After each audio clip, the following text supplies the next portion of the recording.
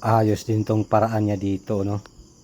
Kasi nga wala nga siyang pang istakan ba ng gamit na hindi niya madalas gamitin. So ang gagawin niya ngayon, total meron naman pala space sa ilalim ng hagdanan papuntang second floor.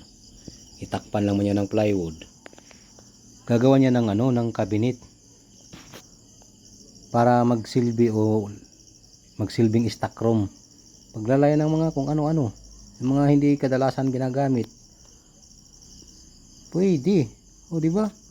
Maganda patuloy kinalabasan kaysa nakatinggal lang sa ilalim hindi nagagamit, takpan lang. Ito mas maganda kasi ginalagyan ng cabinet.